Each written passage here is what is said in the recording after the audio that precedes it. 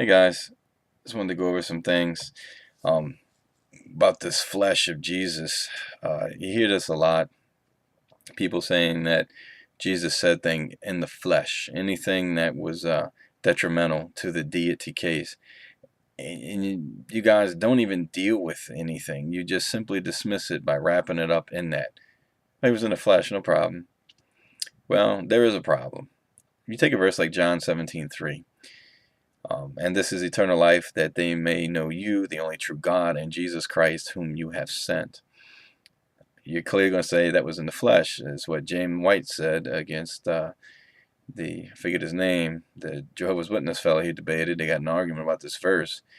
But he just says, what, would you expect Jesus to be an atheist? He has a God in the flesh. So, and there's many statements. I'm not even going to argue over those statements in the Gospels. Let's say I spot all of them. I don't, but let's say I do. He sweat blood. He was afraid. He cried out in pain. He did all these things because he was in the flesh. Well, let's go to 2 Corinthians chapter 3. Since we have, verse 12, since we have such a hope, we are very bold, not like Moses, who would put a veil over his face so that the Israelites might not gaze at the outcome of what was being brought to an end. But their minds were hardened, for to this day, when they read the Old Covenant, the same veil remains unlifted, because only through Christ is it taken away.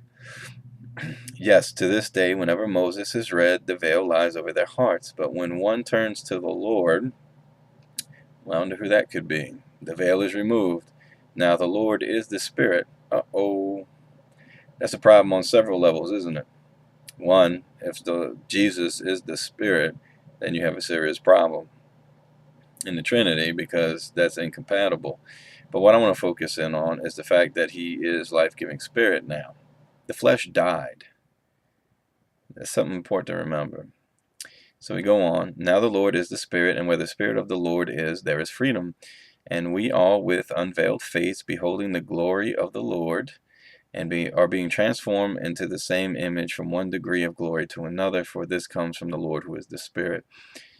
Now, the thing I think we should notice here, in case you're wondering who the Lord is, and you don't even have to go read the whole thing, you should, but it's being right there, transformed from image, from one degree of glory to another. Image for image, glory for glory, being transformed into the image of Jesus so we can become a son, daughter, and brother and sister in the kingdom.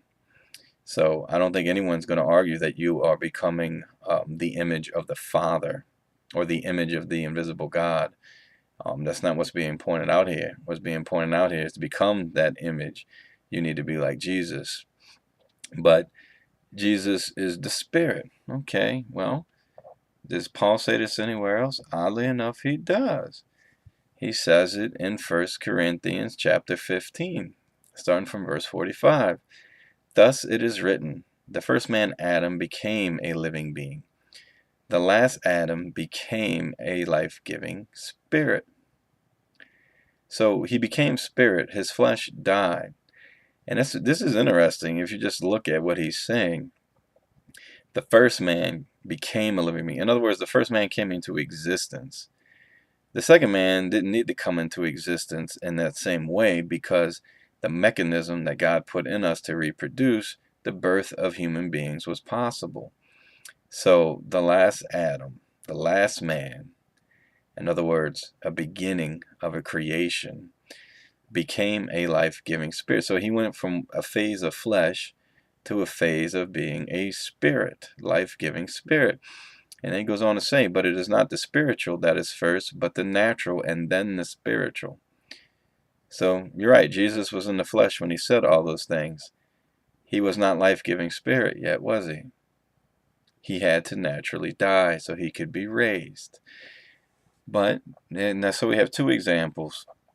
Paul's pointing out that Jesus is the Spirit, or became life-giving spirit, in two separate places. Now the question I'm going to ask you is simply put in Revelations chapter 3, verse 12.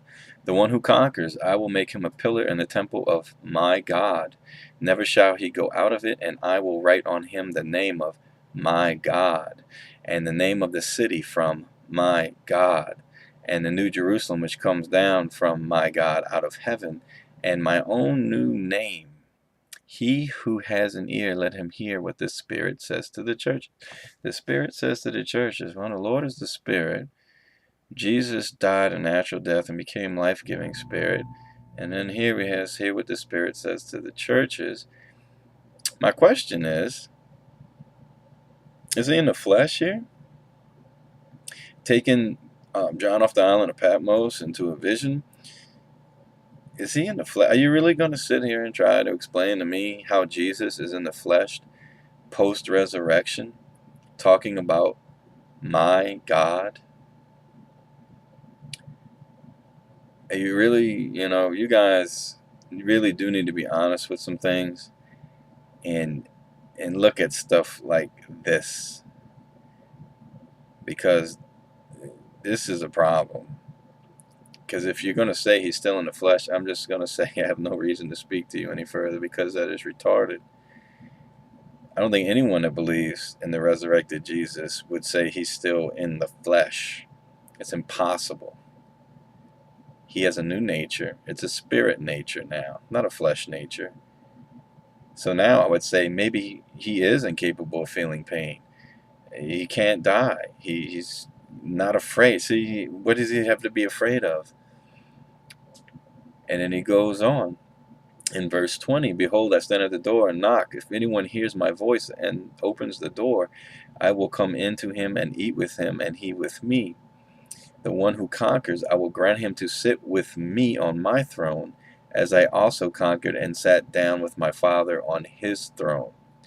He who has an ear, let him hear what the Spirit says to the churches. Now, notice with the thrones, he says, sit on my throne, as I conquered and sat down with my Father on his throne. Notice you're being offered to sit on Jesus' throne as an equal in some senses, as a brother and a sister and an heir to the kingdom, a king and a priest to my God. But you notice Jesus sat on his Father's throne. That is the throne of David and the throne of heaven. That's the throne of rulership. So when he says all this, are you really going to say he's in the flesh? When he says, my God, and Jesus is going to get a new name, it gets overlooked a lot, but I think that's something to point out. But just answer the simple question. In Revelation chapter 3, do you really believe Jesus is still in the flesh, speaking about his God? Or is he making a plain statement and letting you know that he has a God? They're very different statements, so that's something to think about. So I hope this was enlightening a little bit, at least makes you think, because there's no doubt Jesus was spirit at this point. So answer the question for yourself. Was Jesus in the flesh in the book of Revelation? Is that why he still has a God? God bless.